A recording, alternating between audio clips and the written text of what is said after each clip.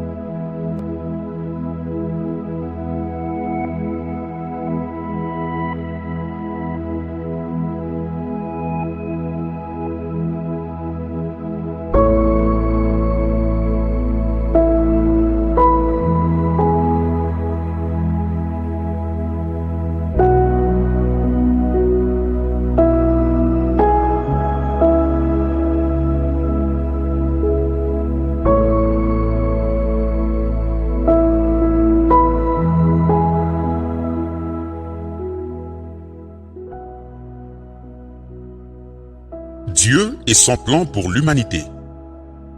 Un exposé du point de vue biblique. Par le missionnaire Éoald Franck. Création divine.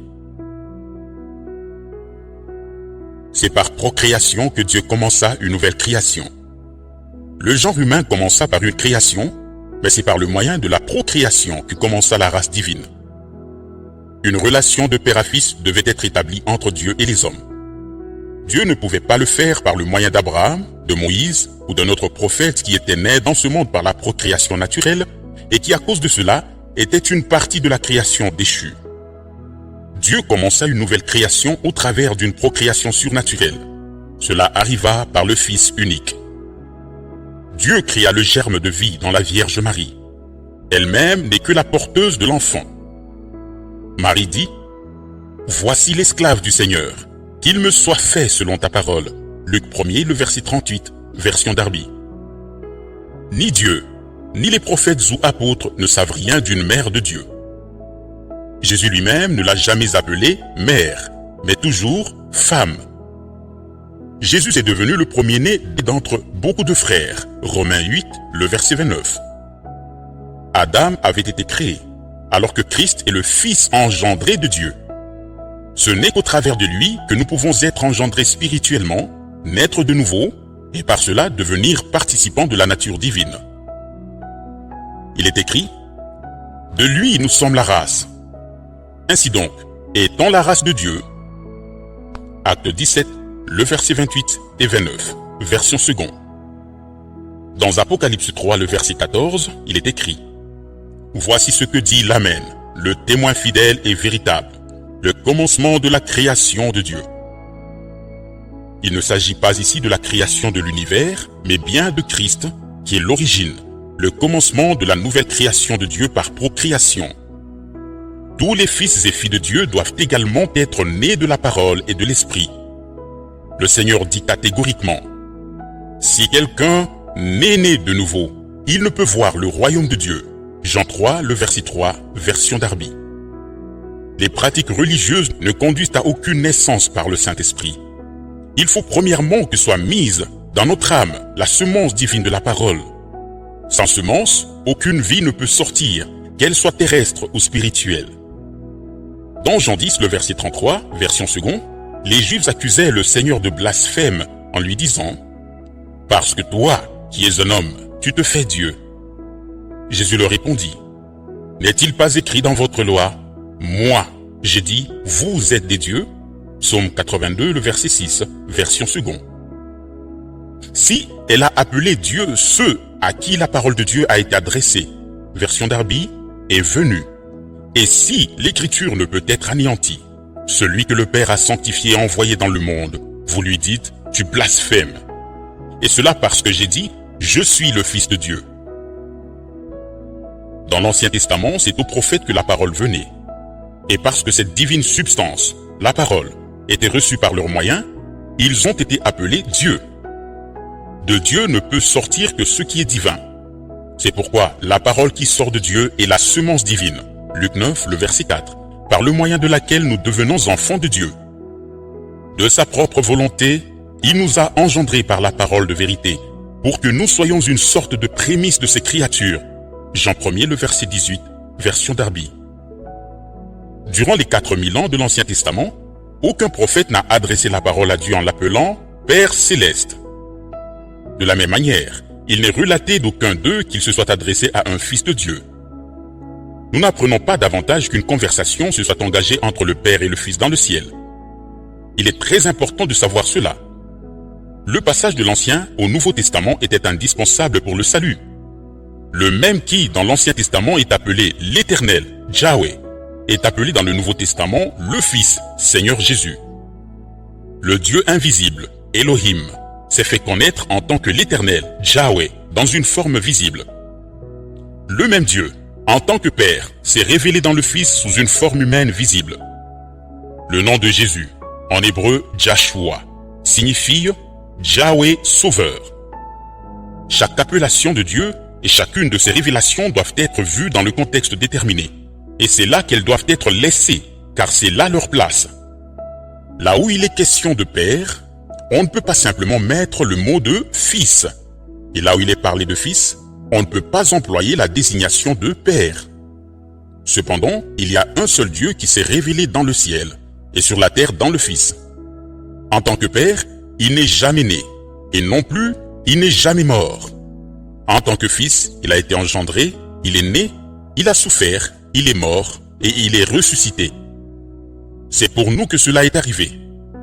Nous avons été insérés dans le plan de Dieu. Et Dieu qui a ressuscité le Seigneur nous ressuscitera aussi par sa puissance. 1 Corinthiens 6, le verset 14, version seconde. En effet, si nous sommes devenus une même plante avec lui par la conformité à sa mort, nous le serons aussi par la conformité à sa résurrection. Romains 6, le verset 5, version seconde. Aussi certainement que Dieu s'est révélé en Christ, tout aussi certainement Christ s'est révélé dans les croyants. C'est un sujet de réflexion pour nous lorsque nous voyons que nulle part dans la Bible ne se trouve l'expression « Fils éternel » ou « Fils céleste », mais bien « Père éternel » et « Père céleste ». On ne peut pas davantage dire « Celui qui a vu Elohim a vu Yahweh », mais celui qui a vu le Seigneur peut s'écrier « J'ai vu Dieu ». Le Père ne pouvait pas dire « Celui qui me voit voit le Fils », mais le Fils pouvait dire « Celui qui m'a vu a vu le Père ». Jean 14, le verset 9. Nous lisons dans Luc 10, le verset 22, version Darby. Et personne ne connaît qui est le Fils, si ce n'est le Père, ni qui est le Père, si ce n'est le Fils, et celui à qui le Fils voudra le révéler. Déjà, avant la fondation du monde, la gloire de Dieu dont le Fils devrait être glorifié était prête. Jean 17, le verset 5. Pareillement, ceux qui sont à lui avaient déjà été lus en lui avant la fondation du monde. Éphésiens 1er, les versets 4 et 5. Et leurs noms avaient été écrits dans le livre de vie de l'agneau avant la fondation du monde. Apocalypse 13, le verset 8. Il y a une prédestination divine qui se rapporte à Christ et à son Église épouse. À cause de sa préconnaissance, Dieu a renfermé dans son plan, fait avant les temps éternels, de nous faire grâce. De Timothée 1er, le verset 9. Nous sommes inclus dans ce plan. On ne trouve pas une seule fois dans la Bible cette formule employée dans la chrétienté d'aujourd'hui. Que Dieu le Père, Dieu le Fils et Dieu le Saint-Esprit vous bénissent. Dans le Nouveau Testament, Dieu est déclaré être notre Père, mais il n'est jamais écrit Dieu le Fils. Par contre, nous trouvons toujours le Fils de Dieu ou le Fils du Très-Haut. La même chose est valable aussi pour le Saint-Esprit.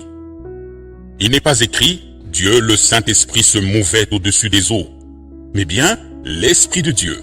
Genèse 1er, le verset 2. Ce n'est pas Dieu le Saint-Esprit qui, lors du baptême du Messie, descendit, mais bien l'Esprit de Dieu. Matthieu 3, le verset 16.